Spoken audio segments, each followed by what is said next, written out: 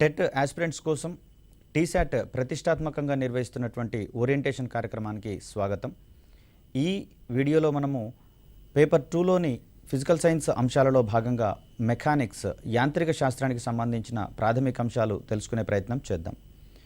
దీంట్లో వస్తువుల యొక్క స్థితులను కానివ్వండి, వాటి యొక్క చలనానికి సంబంధించినటువంటి అంశాలను కానివ్వండి అధ్యయనం చేసేటటువంటి శాస్త్రాన్ని యాంత్రిక శాస్త్రము మెకానిక్స్ అంటాము. ఇక్కడ ఒక వస్తువు యొక్క చలనం అనేది 3 రకాలుగా పరిగణించబడుతుందండి. దీన్ని మనము రేఖీయ చలనము లీనియర్ మోషన్, వక్ర చలనము లేదా భ్రమణ చలనము దీన్నే, మరియు సరళ హరాత్మక చలనము అనేటటువంటి అంశాలుగా మనం ఇక్కడ చెప్తాము.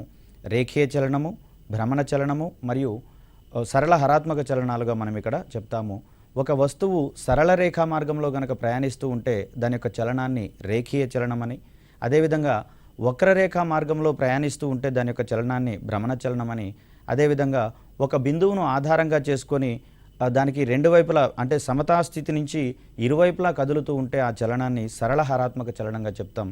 ఇక్కడ యాంత్రిక శాస్త్రంలో భాగంగా ఈ 3 రకాల చలనాలకు సంబంధించిన అంశాలను అధ్యయనం చేసే ప్రయత్నం చేద్దాం. దీంట్లో మొదటగా సదిశ రాశులు మరియు అదిశ రాశులు అనేటటువంటి 2 కాన్సెప్ట్స్ ఉంటాయి. వీటికి సంబంధించినటువంటి అంశాలను తెలుసుకునే ప్రయత్నం చేద్దాం.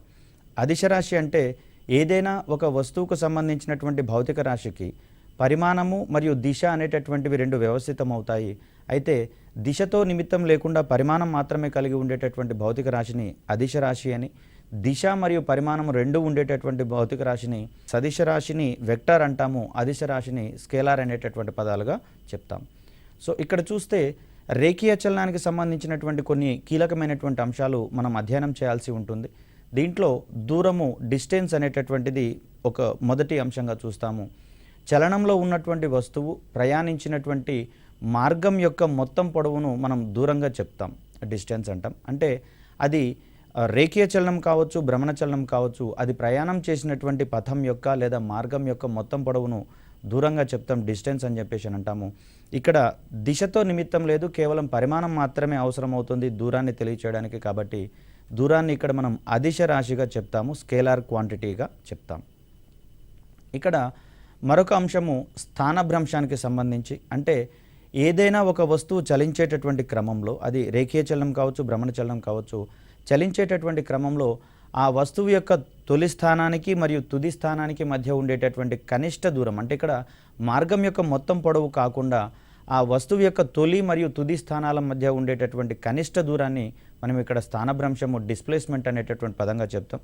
ఇక్కడ డిస్ప్లేస్మెంట్ గురించి చెప్పాల్సి వచ్చినప్పుడు దిశ అవసరం అవుతుంది, పర్టిక్యులర్గా పరిమాణం కూడా దాన్ని తెలియచేయాల్సి వస్తుంది. కాబట్టి దిశ మరియు పరిమాణం ఉన్నటువంటి ఈ స్థానభ్రంశాన్ని మనం ఇక్కడ సదిశ రాశిగా చెప్తాం, వెక్టర్ క్వాంటిటీగా చెప్తాం.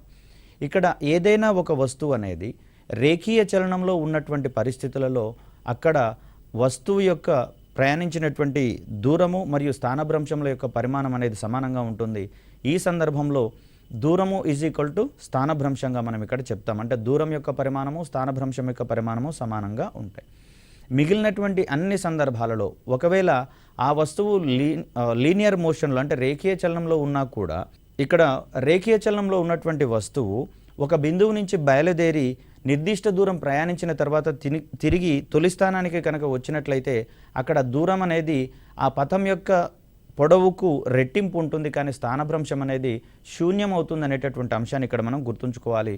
కాబట్టి ఇటువంటి సందర్భాలలో మనకి ఇక్కడ దూరం యొక్క విలువ స్థానభ్రంశం యొక్క విలువ కంటే ఎక్కువగా ఉంటున్నటువంటి పరిస్థితి మనకి ఇక్కడ కనిపిస్తూ ఉంది. రేఖీయ చలనంలో నిర్దిష్ట దూరం ఒకే దిశలో ప్రయాణిస్తే కనుక అక్కడ దూరము మరియు స్థానభ్రంశముల విలువ సమానం అవుతుంది. మరొక అంశాన్ని కనుక మనం గమనిస్తే ఇక్కడ వడికి సంబంధించినటువంటి అంశాన్ని మనం ఇక్కడ చూడాల్సి వస్తుంది. అంటే ప్రమాణ కాలంలో వస్తువులో కలిగేటటువంటి దూరం యొక్క మార్పు రేటుని rate of change of distance is nothing but ఇక్కడ వడిగా చెప్తాము. ఈ వడికి సంబంధించినటువంటి అంశాన్ని కనుక్కోవాలి అంటే వస్తువు ప్రయాణించినటువంటి దూరాన్ని అది ప్రయాణించినటువంటి కాలంతో భాగాహారం చేసినట్లయితే వడికి సంబంధించినటువంటి అంశం వస్తుంది. ఇక్కడ వడికి సంబంధించినటువంటి ప్రమాణాలు కనుక మనం గమనిస్తే మీటర్స్ పర్ సెకండ్, అదేవిధంగా కిలోమీటర్స్ పర్ హవర్ అనేటటువంటి అంశాన్ని ఇక్కడ మనం చూస్తాం. ఒక వస్తువు యొక్క వడిని కిలోమీటర్స్ పర్ హవర్లో ఇచ్చేదాన్ని మీటర్స్ పర్ సెకండ్లోకి మార్చాలి అంటే అక్కడ కిలోమీటర్ పర్ హవర్ క్వాంటిటీని 5/18 అనేటటువంటి భిన్నంతో గుణకారం చేస్తే అది మీటర్స్ పర్ సెకండ్లోకి మారేటటువంటి అంశాన్ని ఇక్కడ మనం గమనిస్తూ ఉంటాం. అదేవిధంగా ఒక వేగానికి సంబంధించినటువంటి అంశం చూస్తాం. ఇంత క్రితం వడి అనేది దూరానికి రిలేటెడ్గా ఉండేటటువంటి అంశం కాబట్టి, దూరం అనేది అదిశ రాశి కాబట్టి వడి అనేది కూడా అదిశ రాశే. అంటే దానికి కేవలం పరిమాణం మాత్రమే ఉంటుంది, దిశకు సంబంధించినటువంటి అంశాలలో నిర్దిష్టంగా దానిని స్పెసిఫికేషన్ చెయ్యము. అదేవిధంగా వేగానికి సంబంధించి చూస్తే రేట్ ఆఫ్ చేంజ్ ఆఫ్ డిస్ప్లేస్మెంట్ని ఇక్కడ మనం వేగం అంటాము. అంటే ప్రమాణ కాలంలో వస్తువు యొక్క స్థానభ్రంశంలోని మార్పు రేటును మనం ఇక్కడ వేగంగా చెప్తాము. ఇక్కడ వేగాన్ని కనుక్కోవాలంటే స్థానభ్రంశాన్ని, అంటే వస్తువు పొందినటువంటి స్థానభ్రంశాన్ని అది ప్రయాణించినటువంటి కాలంతో భాగారం చేస్తే మనకి ఇక్కడ వేగం యొక్క భౌతిక విలువ అనేది తెలుస్తుంది. దీనికి కూడా ప్రమాణాలు వడికి మాదిరిగానే మీటర్స్ పర్ సెకండ్ మరియు కిలోమీటర్స్ పర్ హవర్గా దాన్ని మనం సింపుల్గా KMPH అనేటటువంటి టర్మ్తో చెప్తాం మనం ఇక్కడ. సో ఇక్కడ వేగం అనేది స్థానభ్రంశానికి రిలేటెడ్గా ఉంటుంది కాబట్టి స్థానభ్రంశం అనేది సదిశ రాశి కాబట్టి వేగం అనేది కూడా సదిశ రాశిగానే మనము భావించాల్సి వస్తుంది. అదేవిధంగా మరొక కీలకమైనటువంటి అంశం ఇక్కడ త్వరణానికి సంబంధించినటువంటి అంశం యాక్సిలరేషన్ అంటాం దీన్ని మనము. Rate of change of velocity is nothing but acceleration లేదా త్వరణంగా చెప్తాము. అంటే ఒక వస్తువు యొక్క వేగంలోని మార్పు రేటుని మనం ఇక్కడ త్వరణం అంటాము. దీన్నే మనము సమీకరణ రూపంలో రాసుకోవాలంటే తుది వేగానికి మరియు తొలి వేగానికి మధ్యలో ఉండేటటువంటి ఆ భేదాన్ని ఏదైతే ఉందో వస్తువు ప్రయాణించినటువంటి మొత్తం కాలంతో గనక భాగారం చేస్తే మనకి ఇక్కడ త్వరణానికి సంబంధించినటువంటి విలువ వస్తుంది. ఇక్కడ త్వరణానికి సంబంధించినటువంటి ప్రమాణాలు మీటర్స్ పర్ సెకండ్ స్క్వేర్, అదేవిధంగా సెంటీమీటర్స్ పర్ సెకండ్ స్క్వేర్ అనేటటువంటి అంశాలుగా మనం ఇక్కడ చూస్తాము. ఇక్కడ వేగం అనేది స్థానభ్రంశానికి రిలేట్ అవుతుంది కాబట్టి అది సదిశ రాశి అని చెప్పుకున్నాము. అదేవిధంగా త్వరణం అనేది వేగం మీద డిపెండ్ అయి ఉంటుంది, వేగంలోని మార్పు రేటు త్వరణం కాబట్టి ఇక్కడ వేగము మరియు త్వరణం రెండు కూడా సదిశ రాశులుగా మనం ఇక్కడ భావించాల్సి వస్తుంది. అదేవిధంగా త్వరణానికి సంబంధించి చూస్తే ధనాత్మక త్వరణము, రుణాత్మక త్వరణము మరియు శూన్య త్వరణం అనేటటువంటి అంశాలు మనకు కనిపిస్తూ ఉంటాయి. ఒక వస్తువు యొక్క వేగం అనేది క్రమక్రమంగా పెరుగుతూ పోతూ ఉంటే అక్కడ వేగం యొక్క విలువ పెరుగుతున్నంతసేపు అది ధనత్వరణాన్ని కలిగి ఉంటుంది, పాజిటివ్ యాక్సిలరేషన్ అనేది కలిగి ఉంటుంది. అదేవిధంగా ఒక వస్తువు యొక్క వేగం అనేది క్రమక్రమంగా తగ్గుతూ ఉంటే అది రుణత్వరణాన్ని కలిగి ఉంటున్నటువంటి పరిస్థితి కనిపిస్తూ ఉంటుంది. ఒక వస్తువు యొక్క వేగము స్థిరంగా ఉంటే, అది సమవేగంతో గనక ప్రయాణిస్తూ ఉంటే అక్కడ త్వరణం అనేది శూన్యమవుతున్నటువంటి పరిస్థితిని మనం ఇక్కడ గమనిస్తూ ఉంటాం. త్వరణానికి సంబంధించి 3 విలువలు ఉంటాయి: ధనత్వరణము, రుణత్వరణము మరియు శూన్యత్వరణాలు. వస్తువు యొక్క వేగం పెరుగుతూ ఉంటే అక్కడ ధనత్వరణాన్ని కలిగి ఉంటుంది. ఫర్ ఎగ్జాంపుల్ బస్టాండ్ నుంచి బయలుదేరినటువంటి బస్సు యొక్క వేగం అనేది క్రమక్రమంగా పెరుగుతుంది కాబట్టి దానికి ధనత్వరణాన్ని కలిగి ఉంటుంది. అదేవిధంగా బస్ స్టాప్ని సమీపించేటటువంటి బస్సు వేగము అనేది క్రమక్రమంగా తగ్గుతూ ఉంటుంది కాబట్టి అది రుణత్వరణాన్ని కలిగి ఉంటుంది. రహదారి మీద ప్రయాణించేటటువంటి క్రమంలో అది సమవేగంతో ప్రయాణిస్తూ ఉంటే, అంటే సమాన కాల వ్యవధుల్లో సమాన వేగాన్ని పొందుతూ ఉంటే దాన్ని సమవేగం అంటాము. సో సమవేగంతో ప్రయాణించేటప్పుడు దాని యొక్క త్వరణం అనేది శూన్యమవుతుంది. ఒక వస్తువు యొక్క త్వరణం శూన్యమైనంత మాత్రాన అది నిశ్చల స్థితిలో ఉన్నట్లుగా కాదు, సమవేగంతో ప్రయాణిస్తున్నట్లుగా మనం భావించాల్సి ఉంటుంది. ఇవన్నీ కూడా మనకు అసర్షన్ అండ్ రీజనింగ్ రిలేటెడ్ క్వశ్చన్స్గా, స్టేట్మెంట్ రిలేటెడ్ క్వశ్చన్స్గా వచ్చేటటువంటి అవకాశం ఉంది కాబట్టి ఇవి చాలా కీలకమైనటువంటి అంశాలుగా పరిగణించాల్సి వస్తుంది. అదేవిధంగా స్వేచ్ఛగా కింద పడేటటువంటి వస్తువుకి కూడా ఒక భూమి యొక్క ఆకర్షణ ప్రభావం వలన త్వరణం అనేది వ్యవస్థితమవుతుంది. అలా స్వేచ్ఛగా కొంత ఎత్తు నుంచి కిందకి పడేటటువంటి వస్తువుకు ఉండేటటువంటి త్వరణాన్ని మనం ఇక్కడ గురుత్వ త్వరణంగా చెప్తాము, గ్రావిటేషన్. ఇక్కడ మరొక ముఖ్యమైనటువంటి అంశంగా ద్రవ్యవేగం అనేది మనకు కనిపిస్తూ ఉంటుంది. ద్రవ్యవేగం అనేది ఒక వస్తువు యొక్క ద్రవ్యరాశికి అది చలించేటటువంటి వేగానికి మధ్య ఉండేటటువంటి లబ్ధాన్ని మనం ఇక్కడ ద్రవ్యవేగంగా చెప్తాము. గమనంలో ఉన్నటువంటి వస్తువు యొక్క ద్రవ్యరాశి మరియు వేగంలో యొక్క లబ్ధాన్ని మనం ఇక్కడ ద్రవ్యవేగంగా చెప్తూ ఉంటాం. వస్తువు ద్రవ్యవేగం యొక్క పరిమాణాన్ని గనక పెంచాల్సి వస్తే అక్కడ ద్రవ్యరాశిని మనం మార్చలేం కాబట్టి సింపుల్గా వేగాన్ని గనక మారిస్తే ఆటోమేటిక్గా ద్రవ్యవేగం అనేది మారిపోయేటటువంటి పరిస్థితి కనిపిస్తూ ఉంది. అదేవిధంగా వేగం అనేది సదిశ రాశి అని భావిస్తున్నాం కాబట్టి ద్రవ్యవేగం అనేది కూడా మనకు సదిశ రాశిగానే కనిపిస్తూ ఉంది. ద్రవ్యవేగానికి సంబంధించినటువంటి ప్రమాణాలను గనక మనం పరిశీలించాల్సి వస్తే గ్రామ్ సెంటీమీటర్ పర్ సెకండ్, అదేవిధంగా కిలోగ్రామ్ పర్ సెకండ్ అనేటటువంటి అంశాలుగా మనం ఇక్కడ చూస్తాము ద్రవ్యవేగానికి సంబంధించినటువంటి ప్రమాణాలను.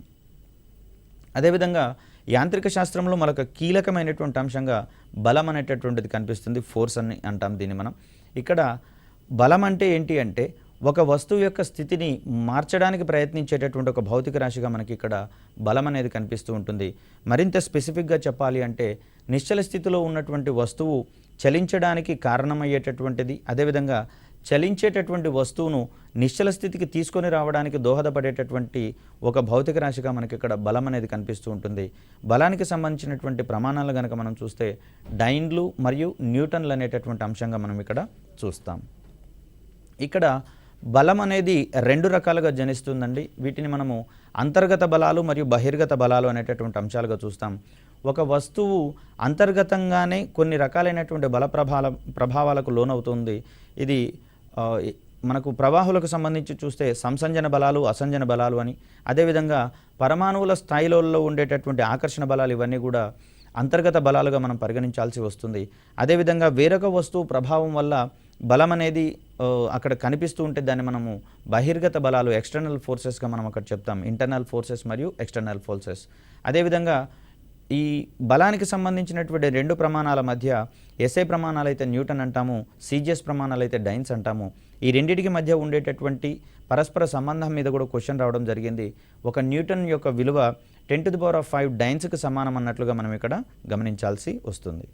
ఇక్కడ మరొక కీలకమైనటువంటి అంశంగా మనకు గమన నియమాలు అనేవి కనిపిస్తూ ఉంటాయి. దీంట్లో 3 గమన నియమాలను అందించడం జరిగింది. వీటికి సంబంధించినటువంటి ప్రాథమిక అంశాలను వివరించిన శాస్త్రవేత్తగా మనకు న్యూటన్ మహాశయుడు కనిపిస్తూ ఉంటారు. సో మొదటి గమన నియమానికి సంబంధించి చూస్తే వస్తువుపై బాహ్యబలం ప్రమేయం లేనంత వరకు ఆ వస్తువు తన యొక్క స్థితిని మార్చుకునే ప్రయత్నం చేయదు. అంటే ఏ స్థితిలో ఉండేటటువంటి వస్తువు అదే స్థితిలో ఉండడానికి ప్రయత్నిస్తుంది అనేటటువంటి అంశాన్ని మొదటి గమన నియమం అనేది మనకు తెలియజేస్తుంది. మరింత స్పెసిఫిక్గా చెప్పాలి అంటే వస్తువుపై ఏ బాహ్యబల ప్రమేయం లేనంత వరకు ఒక వస్తువు విరామస్థితిలో ఉంటే విరామస్థితిలో ఉండడానికి ప్రయత్నిస్తుంది. అదేవిధంగా చలనంలో ఉంటే గనక అది సమవేగంతో రుజుమార్గంలో ప్రయాణించడానికే ప్రయత్నిస్తుంది, కానీ దాని యొక్క స్థితిని మార్చుకునే ప్రయత్నం చేయదు ఎటువంటి బాహ్యబల ప్రమేయం లేనంత వరకు అనే విషయాన్ని ఇక్కడ మనకు మొదటి గమన నియమం చెప్తుంది. అంటే వస్తువు తన యొక్క స్థితిని మార్చుకోలేనటువంటి పరిస్థితి ఇక్కడ కనిపిస్తుంది. ఈ అశక్తతని మనము జడత్వానికి సంబంధించినటువంటి భావనగా చెప్తాం. అంటే జడత్వానికి సంబంధించినటువంటి ప్రాథమిక అంశాలను వివరించిన గమన నియమము ఏది అంటే ఈ ఓరియంటేషన్లో మనం మొదటి గమన నియమాన్ని పేర్కొనాల్సి వస్తుంది. సో మరొక అంశాన్ని చూస్తే ఇక్కడ ఒక అసెర్షన్ ఇచ్చాము, దాని కింద 3 రకాలైనటువంటి రీజనింగ్స్ ఇవ్వడం జరిగింది. సో దీనికి సంబంధించి చూస్తే ఒక వస్తువు నిశ్చల స్థితిలో ఉంది అంటే కింద ఇచ్చినటువంటి 3 ఏది ప్రాథమిక కారణము లేదా ప్రధాన కారణం అయ్యేందుకు అవకాశం ఉంటుందనేది ఇక్కడ చూడాలి. సో R1 చూస్తే దాని యొక్క త్వరణం శూన్యమైనట్లుగా, అదేవిధంగా R2 చూస్తే దాని యొక్క వేగం శూన్యమైనట్లుగా, అదేవిధంగా R3ని కనుక మనం గమనిస్తే దాని యొక్క స్థానంలో మార్పు శూన్యమైనట్లుగా మనం ఇక్కడ గమనిస్తూ ఉంటాం. సో దీనికి సంబంధించి చూస్తే R1 R2 మాత్రమే సరైనవి అనేటట్లుగా, R1 R3 మాత్రమే సరైనట్లుగా, లేదా R2 R3 మాత్రమే సరైనట్లుగా, R3 మాత్రమే సరైనట్లుగా మనం ఇక్కడ భావించాల్సి వస్తుంది.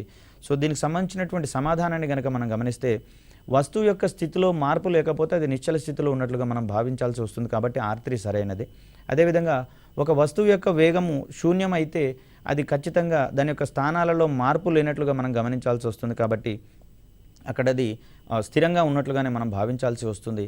అదేవిధంగా ఒక వస్తువు యొక్క త్వరణం కనుక శూన్యమైతే అక్కడ దాని యొక్క వేగంలోని మార్పు రేట్ అనేది శూన్యం అవుతుంది, కాబట్టి ఇక్కడ 3కి సంబంధించినటువంటి అంశంగా మనం ఇక్కడ చూస్తూ ఉంటాం. చలనానికి సంబంధించి రేఖీయ చలనానికి సంబంధించి కనుక మనం ఒకటి గమనిస్తే L/R = m/v. ఇక్కడ m/v అనేటటువంటిది మనకు అక్కడ ద్రవ్యవేగంగా చెప్తుంది. అదేవిధంగా R అనేటటువంటిది భ్రమణ చలనంలో ఉన్నటువంటి లేదా వక్ర మార్గంలో ఉన్నటువంటి పథం యొక్క వ్యాసార్థంగా మనకి ఇక్కడ చెప్తే ఇక్కడ ఒక వస్తువు భ్రమణ చలనంలో ఉన్నా లేకపోతే పరమాణువు చుట్టూతో ఎలక్ట్రాన్ తిరుగుతున్నటువంటి క్రమంలో కూడా ఇక్కడ మనము దీన్ని ఆపాదించుకోవచ్చు. ఇక్కడ అధిక కక్షలోకి గనక ఒక వస్తువు ప్రయాణించినట్లయితే అక్కడ వ్యాసార్థం ఎక్కువగా ఉన్నట్లయితే వేగం అనేది తగ్గుతూ ఉంటుంది, కాబట్టి అధిక కక్షలలో చలించేటటువంటి లేదా అధిక వ్యాసార్థం ఉన్నటువంటి కక్షల్లో చలించేటటువంటి వస్తువుల యొక్క వేగం అనేది తక్కువ అవుతుందని, అదేవిధంగా కక్ష యొక్క వ్యాసార్థము తక్కువగా ఉన్నట్లయితే అక్కడ చలించేటటువంటి వస్తువు యొక్క వేగం ఎక్కువ అవుతున్నట్లుగా మనకి ఇక్కడ సమీకరణాన్ని బట్టి మనం అర్థం చేసుకోవచ్చు. ఇక్కడ బలానికి సంబంధించినటువంటి అంశాలను చూస్తూ ఉన్నాం. విరామ స్థితిలో ఉన్నటువంటి వస్తువును చలింపచేయడానికి ప్రయత్నించేది, అదేవిధంగా చలించేటటువంటి వస్తువులను విరామ స్థితికి తీసుకుని వచ్చేటటువంటి అంశాలుగా మనం ఇక్కడ బలాన్ని చూస్తూ ఉన్నాం. మరో రకంగా చెప్పాలి అంటే ఒక వస్తువు యొక్క ద్రవ్య వేగంలో మార్పుకు దోహదపడేటటువంటి ఒక అంశంగా, భౌతిక అంశంగా మనం ఇక్కడ బలానికి సంబంధించినటువంటి అంశాన్ని వివరించేటటువంటి ప్రయత్నం చేస్తాం. అదేవిధంగా చలనానికి సంబంధించినటువంటి ప్రయోగాలు చేసినటువంటి శాస్త్రవేత్తగా మనకు అరిస్టాటిల్ కనిపిస్తూ ఉంటారు. ఇక్కడ అరిస్టాటిల్ ప్రకారము చలించేటటువంటి వస్తువులను బాహ్య బలం అనేది ముందుకు తోస్తుంది అనేటటువంటి అంశాలను వివరించడం జరిగింది. ఫర్ సపోజ్ చిన్నపిల్లవాళ్ళు టైర్లతో ఆట ఆడేటటువంటి క్రమంలో దాన్ని నిర్ణీత ఇంటర్వెల్స్లో అంటే ప్రమాణ కాలాలలో దానిని కొట్టుకుంటూ ముందుకు వెళ్ళేటటువంటి పరిస్థితి మనకు కనిపిస్తుంది. అటువంటి పరిస్థితులలో అక్కడ మనం ప్రయోగించేటటువంటి బలం టైర్ని ముందుకు తోయడం ద్వారా అది భ్రమణచలనంలో ప్రయాణించేటటువంటి క్రమాన్ని మనం అక్కడ గమనిస్తాము. అదేవిధంగా వాలుతలాల మీద ప్రయోగాలు చేసినటువంటి శాస్త్రవేత్తగా మనకి ఇక్కడ చలనాలకు సంబంధించి గెలీలియో కనిపిస్తూ ఉంటారు.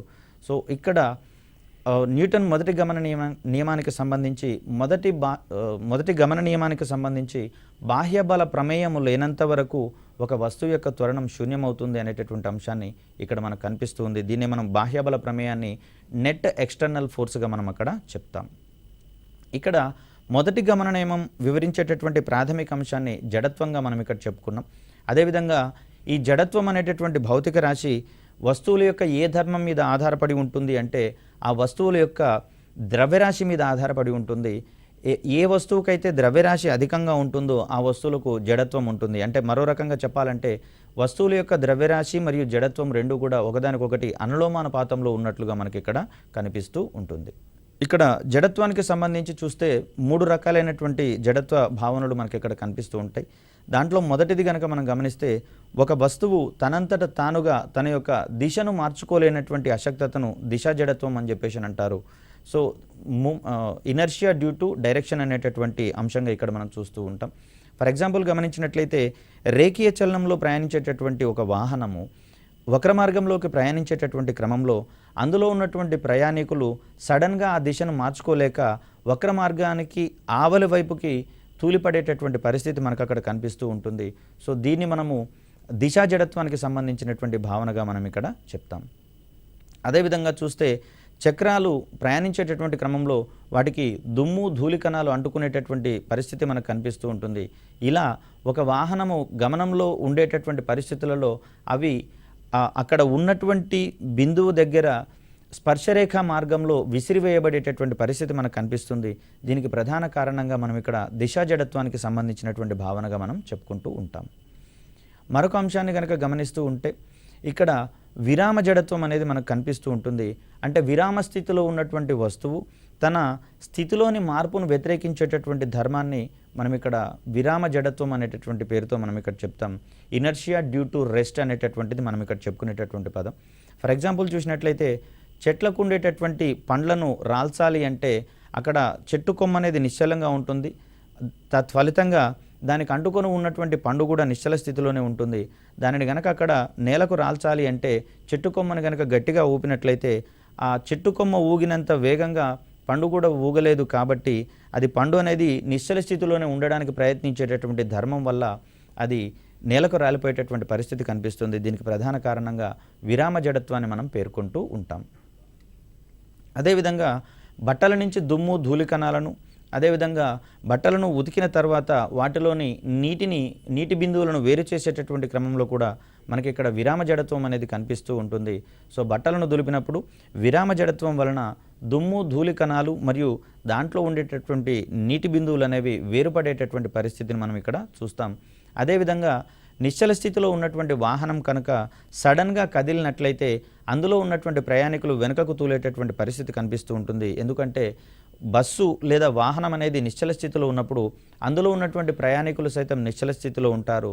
సడన్గా వాహనం ముందుకు కదిలినప్పుడు అందులో ఉన్నటువంటి ప్రయాణికులు తమ యొక్క స్థితిలోని మార్పును అంటే విరామ స్థితిని మార్చుకోలేనటువంటి అశక్తత ఉంటుంది. కాబట్టి వారు వెనుకకు పడిపోయేటటువంటి అంశం కనిపిస్తుంది. అంతేకాని వాహనం కదిలినప్పుడు వాహనం వెంబడి వారు కదిలేటటువంటి పరిస్థితి అనేది కనిపించదు సడన్గా కదిలిన పరిస్థితులలో. అదేవిధంగా మరొక రకమైనటువంటి జడత్వాన్ని కనుక మనం గమనిస్తే గమన జడత్వానికి సంబంధించినటువంటి అంశాన్ని మనం ఇక్కడ చూస్తాం. ఒక వస్తువు చలించేటటువంటి క్రమంలో తన యొక్క చలనంలోని మార్పును మార్చుకోలేనటువంటి పదార్థ అశక్తతని లేదా వస్తువు యొక్క అశక్తతని గమన జడత్వంగా మనం ఇక్కడ చెప్తాం. ఫర్ ఎగ్జాంపుల్ చూసినట్లయితే కదులుతున్నటువంటి ఏదైనా ఒక వాహనం నుంచి ప్రయాణికులు దిగాలి అంటే సడన్గా వారు నిశ్చల స్థితికి వస్తే గనక కింద పడిపోయేటటువంటి ప్రమాదం ఉంటుంది. కాబట్టి ఆ చలించేటటువంటి వాహనం దిశగానే సదరు ప్రయాణికులు కొంత దూరం ప్రయాణించాల్సి వస్తుంది. క్రమక్రమంగా వారి యొక్క వేగాన్ని తగ్గించుకుంటూ నిశ్చల స్థితికి వచ్చేటటువంటి ప్రయత్నం అనేది వారు చేయడం జరుగుతుంది. ఇది ఎందుకు అంటే ప్రధానంగా మనము గమన జడత్వానికి సంబంధించినటువంటి అంశంగా మనం ఇక్కడ చూస్తాం. అదేవిధంగా ప్రయాణించేటటువంటి వాహనంలో ఉన్నటువంటి ప్రయాణికులు వాహనానికి సడన్గా బ్రేకు కనుక వేసినట్లయితే అక్కడ బస్సు వచ్చేటటువంటి నిశ్చల స్థితికి వచ్చేటటువంటి ప్రయత్నం చేస్తుంది. కానీ వాహనంలో ఉన్నటువంటి ప్రయాణికులు నిశ్చల స్థితికి వచ్చేటటువంటి ఆ మార్పును వ్యతిరేకించే ధోరణి కలిగి ఉంటారు. కాబట్టి ముందుకు తూలి పడిపోయేటటువంటి పరిస్థితి మనకు అక్కడ కనిపిస్తుంది. దీనికి ప్రధాన కారణంగా అక్కడ ప్రయాణికులకు ఉండేటటువంటి గమన జడత్వానికి సంబంధించినటువంటి అంశాలను ప్రధానంగా మనం పేర్కొనాల్సి వస్తుంది. అదేవిధంగా న్యూటన్ రెండవ గమన నియమానికి సంబంధించినటువంటి అంశాలను మనం చూస్తాం. ఇక్కడ న్యూటన్ రెండవ గమన నియమం అనేది ద్రవ్య వేగాన్ని వివరించేటటువంటి ప్రయత్నం చేస్తుంది. మొదటి గమన నియమం అయితేనేమో జడత్వాన్ని, ఇనర్షియాని ఎక్స్ప్లెయిన్ చేసేటటువంటి ప్రయత్నం చేస్తుంది. రెండవ గమన నియమం అనేది ప్రధానంగా ద్రవ్య వేగాన్ని, మూమెంటంని వివరించేటటువంటి ప్రయత్నం చేస్తుంది. ఇక్కడ న్యూటన్ రెండవ గమన నియమం ప్రకారము ఒక వస్తువు యొక్క ద్రవ్య వేగంలోని మార్పు రేటు దానిపై ప్రయోగించినటువంటి బలానికి సమానంగా ఉంటుందనేటటువంటి అంశాన్ని వివరిస్తుంది. అంటే వస్తువు యొక్క ద్రవ్య వేగంలోని మార్పుకు ప్రధానంగా కారణమయ్యేది బలం అని చెప్పుకున్నాం. కాబట్టి వస్తువు యొక్క ద్రవ్య వేగంలోని మార్పు రేటు అనేది ఆ వస్తువు మీద ఎంత బలాన్ని అయితే ప్రయోగిస్తామో ఆ బలం యొక్క పరిమాణానికి సమానంగా మనం ఇక్కడ చెప్పుకుంటాం.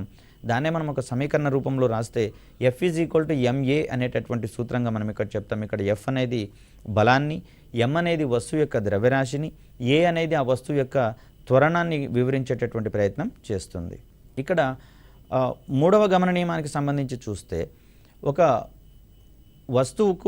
వస్తువు మీద ఏదైనా ఒక చర్య పనిచేసినట్లయితే దానికి సమానమైనటువంటి మరియు వ్యతిరేకమైనటువంటి ప్రతిచర్య అనేది ఎగ్జిస్ట్ అవుతుంది అనేటటువంటి అంశాన్ని న్యూటన్ మూడవ గమన నియమం అనేది మనకు అందించే ప్రయత్నం చేస్తుంది.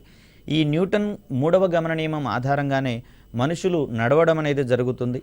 అదేవిధంగా పక్షులు ఎగిరేటటువంటి క్రమంలో రెక్కల సహాయంతో గాలిని వెనుకకు తోస్తూ ఉంటే దానికి పరస్పర వ్యతిరేకమైనటువంటి ప్రతిచర్య ఏర్పడాలి. కాబట్టి అక్కడ పక్షులు అనేవి ముందుకు కదిలేటటువంటి ప్రయత్నం జరుగుతుంది. అదేవిధంగా చేపలు ఈదడంలో కూడా ఇదే రకమైనటువంటి న్యూటన్ మూడవ గమన నియమానికి సంబంధించినటువంటి ప్రిన్సిపల్ కనిపిస్తుంది. మరియు రాకెట్లు ప్రయాణించేటటువంటి క్రమంలో కూడా న్యూటన్ మూడవ గమన నియమం అనేది కనిపిస్తుంది. ఇక్కడ రాకెట్లు ప్రయాణించేటటువంటి క్రమంలో వాటిలో ఇంధనం మండడం ద్వారా వెలువడేటటువంటి వాయువులు సన్నగా ఉండేటటువంటి నాజిల్ గుండా అత్యంత వేగంతో వెనుకకు రావడం వల్ల అవి వ్యతిరేక దిశలో రాకెట్ని పైకి తోసేటటువంటి ప్రయత్నం కనిపిస్తూ ఉంది. తత్ఫలితంగా రాకెట్ అనేది పై దిశలో ప్రయాణించేటటువంటి క్రమాన్ని మనం ఇక్కడ చూస్తాం. అదేవిధంగా ఏదైనా ఒక బెలూన్లో నిండుగా గాలిని ఊది సడన్గా దాని యొక్క మూతిని దారాన్ని కట్టి వదిలేసినట్లయితే అక్కడ గాలి అనేది సన్నగా ఉన్నటువంటి ద్వారం గుండా బయటకు రావడానికి ప్రయత్నం చేస్తుంది. అదేవిధంగా ఎట్ ద సేమ్ టైం ఆ గాలి అనేది బెలూన్ని ముందుకు నెట్టివేస్తుంది. కాబట్టి బెలూన్ ముందుకు ప్రయాణించేటటువంటి క్రమాన్ని మనం అక్కడ చూస్తాం. వీటన్నిటికీ సంబంధించినటువంటి బేసిక్ ప్రిన్సిపల్గా మనం ఇక్కడ న్యూటన్ మూడవ గమన నియమానికి సంబంధించిన అంశాన్ని వివరిస్తాం. ఇక్కడ రెండవ గమన నియమం అనేది ద్రవ్యవేగానికి సంబంధించినటువంటి అంశాన్ని వివరిస్తుందని చెప్పుకున్నాము. దీనికి సంబంధించినటువంటి మరొక కాన్సెప్ట్గా మనము ప్రచోదనం అనేటటువంటి అంశాన్ని వివరించాలి. దీన్ని మనం ఇంపల్స్ అనేటటువంటి టర్మ్తో చెప్తాము. ఇక్కడ ఏదైనా ఒక వస్తువు మీద అధిక బలం అనేది స్వల్పకాలం పాటు పనిచేసినట్లయితే ఆ బలం యొక్క ప్రభావాన్ని మనం అక్కడ ప్రచోదనంగా, ఇంపల్స్గా చెప్పుకుంటూ ఉంటాం. ఇక్కడ ప్రచోదనానికి సంబంధించినటువంటి ప్రమాణాలు గనక మనం గమనించాల్సి వస్తే డైన్ సెకండ్ మరియు న్యూటన్ సెకండ్ అనేటటువంటి అంశాలుగా మనం ఇక్కడ చూస్తాము.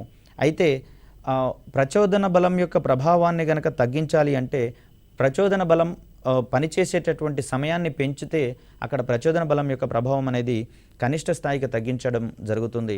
అయితే ఎక్కువ బలం అనేది స్వల్పకాలం పాటు అంటే తక్కువ కాలం పాటు ప్రయోగించబడితే ప్రచోదన ప్రభావం అనేది గరిష్టంగా ఉంటుంది. ఇక్కడ ప్రచోదన ప్రభావం తగ్గించాలి అంటే అక్కడ బలం పనిచేసేటటువంటి సమయాన్ని పెంచేటటువంటి ప్రయత్నం చేయాల్సి ఉంటుంది. కనుకనే గట్టిగా ఉండేటటువంటి తలాల మీద దూకేటటువంటి క్రమంలో కాళ్లకు దెబ్బ తగిలేటందుకు ఎక్కువగా అవకాశం ఉంటుంది. కాబట్టి అక్కడ గుండ్రంగా దొల్లుకుంటూ పోయినట్లయితే ప్రచోదన బల ప్రభావం పనిచేసేటటువంటి కాల పరిమితి పెరగడం వల్ల బల ప్రభావం అనేది తగ్గుతుందనే ఓరియంటేషన్ మనం అక్కడ గుర్తుంచుకోవాలి. సడన్గా దూకినట్లయితే కాళ్లకు దెబ్బ తగలడానికి ప్రధాన కారణము ప్రచోదన బల ప్రభావము అది తక్కువ సమయంలో ప్రయోగించబడడం అనేటటువంటి అంశాన్ని ఇక్కడ మనం చూస్తాం. ఇక్కడ ప్రచోదన బలానికి సంబంధించినటువంటి అంశాలలో బల ప్రభావాన్ని తగ్గించేటటువంటి సందర్భాల గురించి అధికంగా ప్రశ్నలు రావడం అనేది జరిగింది. ఇక్కడ లాంగ్ జంప్ పోటీలలో దూకే స్థలం వద్ద, అంటే ఆటగాళ్ళు దూకేటటువంటి స్థలం వద్ద ఇసుకను ఉంచడం జరుగుతుంది. తత్ఫలితంగా ఆటగాడు దూకినటువంటి సందర్భంలో ఇసుకలో కొంత దూరం ముందుకు పోయేటటువంటి ప్రయత్నం జరుగుతుంది. కాబట్టి అక్కడ కాలం యొక్క పరిమితి పెరుగుతూ ఉండడం వల్ల ప్రచోదన బల ప్రభావం తగ్గుతూ ఉంటుంది. తత్ఫలితంగా ఆటగాడి యొక్క కాళ్లకు ఎటువంటి ఇబ్బంది కలగని పరిస్థితి మనం గమనించవచ్చు. గట్టితలంపై గనక దూకినట్లయితే సడన్గా దెబ్బ తగిలేందుకు అవకాశం ఎక్కువగా ఉంటుంది. అదేవిధంగా క్రికెట్ బంతిని క్యాచ్ పట్టేటటువంటి క్రమంలో ఇక్కడ సడన్గా పట్టినట్లయితే అక్కడ బాల్ గాలిలో ప్రయాణించేటటువంటి క్రమంలో దానికి ద్రవ్యవేగం అనేది ఎక్కువగా ఉంటుంది. మరి ఆ ద్రవ్యవేగం అనేది స్వల్పకాలం పాటు మన చేతుల మీద ప్రయోగించబడినట్లయితే చేతులకు నొప్పి పుట్టేటందుకు ఎక్కువ అవకాశాలు ఉంటాయి. కాబట్టి అక్కడ ఫీల్డర్ కావచ్చు, ఇతర పర్సన్స్ కావచ్చు, ఆ క్యాచ్ పట్టేటటువంటి సందర్భంలో బాల్ వచ్చే దిశలోనే ఆ చేతిని వెనుకకు గనక లాగినట్లయితే ప్రచోదన బలం యొక్క ప్రభావం అనేది కొంతకాలం ఎక్కువసేపు ప్రయోగించబడడం వల్ల ప్రభావం తగ్గుతుంది. తద్వారా చేతులకు ఎటువంటి నొప్పి కలగని పరిస్థితి అనేది కనిపిస్తూ ఉంటుంది. దీనికి ప్రధాన కారణంగా మనం ప్రచోదన బల ప్రభావాన్ని తగ్గించుకోవాలి అంటే బలం ప్రయోగించబడేటటువంటి సమయాన్ని పెంచాలి అనేటటువంటి అంశాన్ని ఇక్కడ మనం గమనించుకోవాలి. అదేవిధంగా రన్నింగ్ బస్సు నుంచి వ్యక్తులు దిగేటటువంటి క్రమంలో సడన్గా దిగకుండా బస్తో పాటుగా కొంత దూరం ప్రయాణించాల్సి వస్తుంది. దీనికి ప్రధాన కారణంగా అక్కడ సడన్గా దిగినట్లయితే మనకు బల ప్రభావం వల్ల ఎక్కువగా పెయిన్ వచ్చేటటువంటి అవకాశం ఉంది. కొంత దూరం బస్సు ప్రయాణించేటటువంటి దిశలోనే ప్రయాణించినట్లయితే అక్కడ బల ప్రభావం అనేది ఎక్కువ కాలం పాటు ప్రయోగించబడి ప్రభావం అనేది తగ్గేటటువంటి క్రమాన్ని మనం ఇక్కడ చూస్తాం. అదేవిధంగా వాహనాల యొక్క షాక్ అబ్జర్వర్స్ పనిచేయడంలో మరియు గోడలలోకి మేకులను దింపేటటువంటి క్రమంలో సుత్తితో మేకును కొట్టినట్లయితే ఎక్కువ బలం అనేది తక్కువ కాలం పాటు ప్రయోగించడం వల్ల ఆ మేకు అనేది గోడలోకి సులువుగా దిగేటటువంటి పరిస్థితి మనకు కనిపిస్తుంది. అదేవిధంగా పింగాణి మరియు గాజు సామాగ్రిని తరలించేటటువంటి సందర్భంలో బాక్సులలో అవి ప్రయాణించేటటువంటి క్రమంలో గతుకుల రోడ్లో ప్రయాణించేటప్పుడు లేదా స్పీడ్ బ్రేకర్స్ వచ్చినప్పుడు గోడలకు తగిలేటటువంటి అవకాశం ఉంటుంది. కాబట్టి అక్కడ అవి పగిలిపోయే ప్రమాదం ఉంటుంది. సో ఇలా జరగకుండా ఉండడం కోసం ఆ పెట్టెలలో ప్యాక్ చేసేటటువంటి క్రమంలో పేపర్లను కానివ్వండి, దుస్తులకు సంబంధించినటువంటి అంశాలను కానివ్వండి, అదేవిధంగా ధర్మకోలు, గడ్డి సంబంధించినటువంటి అంశాలను దాంట్లో ఫిల్ చేసినట్లయితే అక్కడ ప్రచోదన బల ప్రభావం అనేది ఎక్కువ కాలం పాటు ప్రయోగించబడడం వల్ల అక్కడ పగిలిపోకుండా వాటిని సురక్షితంగా మనము ట్రాన్స్పోర్ట్ చేసేటందుకు వీలనేది కలుగుతుంది. సో ఇలా మనకు మెకానిక్స్కి సంబంధించినటువంటి విషయాలలో చూస్తే రేఖీయ చలనానికి సంబంధించినటువంటి ప్రాథమిక అంశాలలో సదిశ రాశులు ఉన్నాయి, అదిశ రాశులు ఉన్నాయి. ఇవి ఒకదానితో ఒకటి లింక్ అవుతున్నటువంటి పరిస్థితులలో అవి ఏవి సదిశ రాశి అవుతుంది, ఏవి అదిశ రాశి అవుతుంది అనేటటువంటి విషయంలో కొంచెము గందరగోళం పడేటందుకు అవకాశం ఎక్కువగా ఉంటుంది. మనకు మెయిన్లీ మార్క్స్ రావడానికి ఎక్కడైతే కన్ఫ్యూజింగ్ ఏరియా ఉంటుందో అక్కడే ఎక్కువ క్వశ్చన్స్ అడిగేందుకు అవకాశం ఉంటుంది. కాబట్టి వీటిని చాలా అవగాహనతో నేర్చుకోవాల్సినటువంటి అవసరం ఉంది. అదేవిధంగా న్యూటన్ గమన నియమాలకు సంబంధించినటువంటి అనువర్తనాలు, అప్లికేషన్స్ మీద ఎక్కువగా మనకు క్వశ్చన్స్ వచ్చేటందుకు అవకాశం ఉంది. మరియు ఇదే ఓరియంటేషన్లో మనకు ప్రచోదనానికి సంబంధించి కూడా ప్రచోదన బల ప్రభావాలను తగ్గించుకునేటటువంటి సందర్భాలన్నీ కూడా అప్లికేషన్ ఓరియంటెడే. కాబట్టి ఈ ఏరియాలలో మనం కీలకమైనటువంటి క్వశ్చన్స్ని ఎక్స్పెక్ట్ చేసేటటువంటి అవకాశం ఉంది. సో ఇలా అభ్యర్థి తన నిత్య జీవితంలో ఉన్నటువంటి ఉదాహరణల నుంచి తను నేర్చుకున్నటువంటి కాన్సెప్ట్ని అప్లై చేసుకుంటూ చదువుతూ ఉండడం వల్ల సంబంధిత అంశాలు అనేవి మనకు ఎక్కువగా గుర్తుంచుకోవడానికి, ఎక్కువ కాలం గుర్తుంచుకోవడానికి అవకాశం ఉంటుంది. కాబట్టి మరొక రకంగా చూస్తే టెట్ యొక్క సిలబస్సు, డిఎస్సి యొక్క సిలబస్సు దాదాపుగా సమానంగా ఉంటున్నటువంటి పరిస్థితులలో ఒకటే ప్రిపరేషన్తో రెండు రకాలైనటువంటి నోటిఫికేషన్స్కి ప్రిపేర్ అయ్యేటందుకు అవకాశం ఉంటుంది. కాబట్టి టెట్ అభ్యర్థులకు ఉన్నటువంటి ఈ సదవకాశాన్ని వినియోగించుకుంటూ టీసాట్ కార్యక్రమాల ద్వారా మీ యొక్క టెట్ ప్రిపరేషన్ని బలోపేతం చేసుకుంటూ మంచి మార్కులు సాధించాలని ఆశిస్తున్నాం. మరొక చక్కటి వీడియోతో మిమ్మల్ని కలిసే ప్రయత్నం చేస్తాను. అప్పటి వరకు సెలవు. ధన్యవాదాలు.